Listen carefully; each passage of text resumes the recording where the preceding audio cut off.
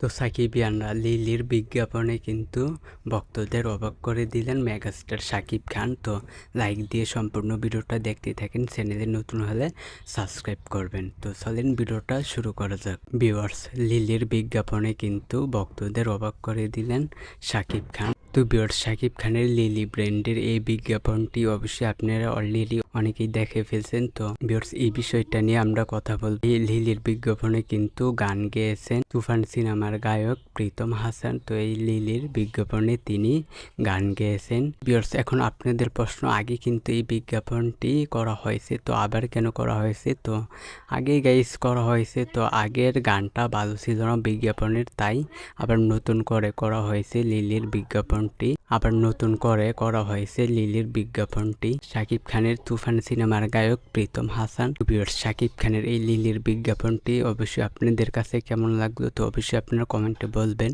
আর চ্যানেলে নতুন হলে অবশ্যই সাবস্ক্রাইব করবেন। আজকের ভিডিও পর্যন্ত, পরের ভিডিওর জন্য সবাই অপেক্ষা করতে থাকেন আর ভিডিওতে লাইক দিতে কেউ ভুলবেন না।